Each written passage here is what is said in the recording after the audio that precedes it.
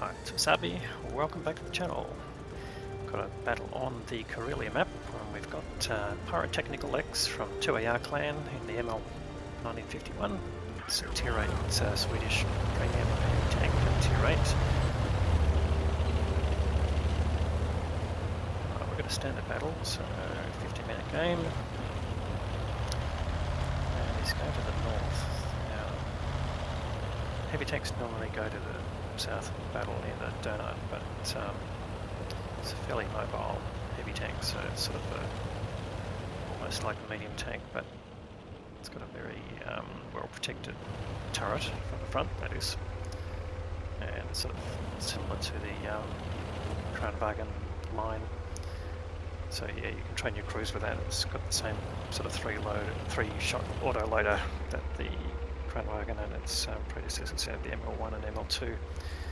So, noticed in one of Skill's recent videos, he actually classed this as being one of the premium tanks to avoid, but I think if you're comfortable with the ML1, 2 and Kranwagen, then yeah, you can probably play this reasonably well. Anyway, it's not align tanks terribly if everyone plays the tanks they're comfortable with. So anyway, we've got Pyro here. So far, nothing spotted, and he's advanced quite far, so it could be that the enemy is not covering this line of one well, although as you get closer to the enemy base up here, there will be some camping TDs, and there's quite a few TDs in the game actually. I've got 6 on each side, 2 tier 8, so it's going to be a bit of an interesting battle, and it's a tier 7, tier 8 game, so they are reasonably closely matched. Right, T32, but he bounces and he takes a shot from Tiger 1 on his tracks, keeps moving because it's dangerous. Takes a hit from the Tiger 1 and the T32, so takes him to just over half health. So it's still reasonable. Goes for the reload. So unfortunately, he got 1 shot of damage in there, and he's just found a safe place to reload. At least he thinks it's a safe place, with the T32 deciding to come in and challenge him. Thinking one-on-one he'll do pretty well, so Pyro just banks off a little bit. He's got a full clip, but he doesn't want to get in the way.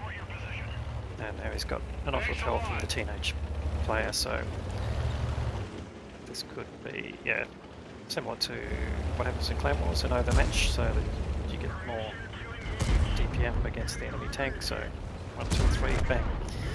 Alright, gets rid of the T32, so first kill of his team to Pyro, and nice work there with the teenage player.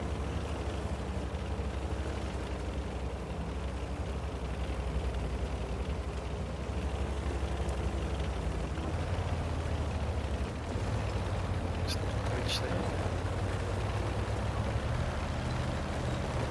Alright. SU-152 spotted there. Pretty dangerous gun on that one. 1 shot in, and another shot he gets a kill, so that's pretty handy. Gets rid of a big DPM gun, and you can see he's bounced 600 hit points of damage already. And it looks like Tiger 1's come into the same position that T32 did, so alright. This will be a bit of a death trap there for Tiger 1 then.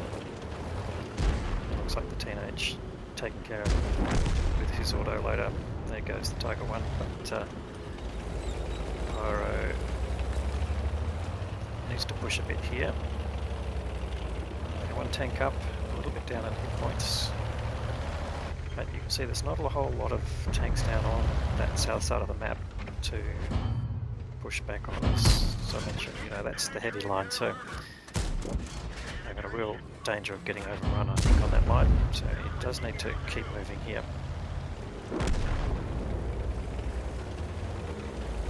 Alright, they've lost their BZ-176, that's not a good sign. It's a pretty overpowered premium tank at tier 8. Alright, now I did bounce a shot from the strip. There's one, at least the strip's been spotted, mostly by the teenage, I would say. So can he put some heat into, it's not saying literally because he's firing a PCR, can he basically damage the S1, which he does, and actually takes him out. So luckily again takes a hit onto his tracks, but he did take a hit from the Striv. And he doesn't want to use his repair kit, he's certainly running the small kit and the small medical kit as well, so you only get to repair one thing at a time with the non-premium consumables. So just waiting until it's a critical thing. So it wasn't critical there before because no one was firing at him, but we'd have to use it here if it was tracked as he comes around the corner, sort of thing. Alright, so now he's got a full clip.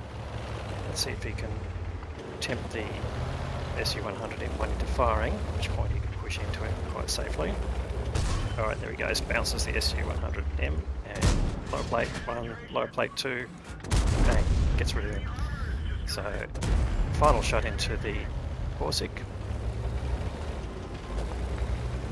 And now he's on reload, so he doesn't want to push too further forward, and luckily the Borsig gets taken out by the Tiger 1. He's pushed so far back he was presented to the Tiger 1 on a plate. Alright, now have a look at the hit point disadvantage they are at now. They are almost 5,000 hit points down and 2 tanks down. They are not going to recover from this all that easily, so they're going to cap out, looks like. Pyro sitting on 3k of damage just to get their way to this cap. That's a pretty good effort. Or we spot Lance and C there. Pyro backs off just to make sure he's not a target from anything else. The Lance and C could have been spotting for someone. And he backs off there. Just checking all the angles of like Lance and C's coming up, bang, gets the kill, so it takes out one challenge. I got 20 seconds left to cap. There's still 8 minutes left in the game, so it's not like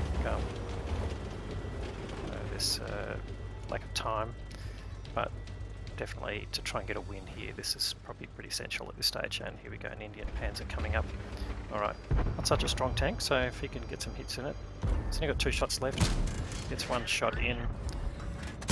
Oh, and he just misses his second shot, and unfortunately the Indian Panzer goes down before he gets to reload.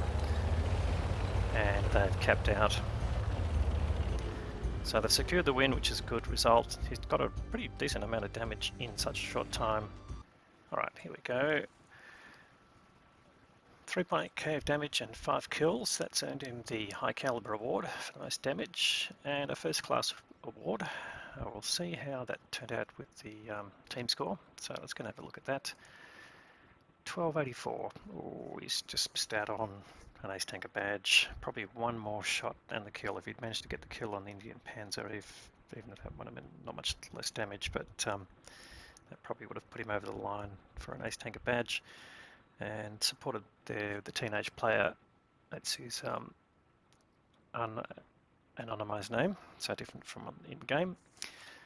That's what you get from the replay manager. It does anonymize the names there for you. Alright, let's have a look at the damage there. Actually, let's go back to the team score. So, the tanks that we didn't see, basically, the Lance and C came back, but T832 on the heavy line did 2.6k, so standout player there. Striv S1, he managed to kill, did 2.2, and that was really just defending the base, but yeah, it looks like that heavy line push probably led by that T832, so well played there from that player. Anyway, back to here, so 19 shots fired, 15 hits and 12 penetrations, so a little bit of unreliability in the gun, but I think that was more just the angles that he had, so probably shouldn't blame the gun too much there. He did have some personal reserves running, which was helpful, and that did manage to keep his costs down overall, but he still made a decent profit there of 61k, so very nice. Alright, nice game there from Pyro. Thanks very much for supplying the content. Hopefully, if you're watching this, you like the video, please give it a thumbs up. Really happy if you do that. Does help the video performance, which means it gets more attention and distributed more widely. Just something I need. I'm trying to get to 500 subscribers, and I'm not that far off, but yeah, the more likes the better. And if you haven't subscribed to the channel yet, please be my 500th subscriber. I need 15 more at this stage, and that would be pretty handy, and yeah, try and get more after that. So anyway, hopefully you can subscribe. We'll give you more great content to follow. Thanks very much for watching.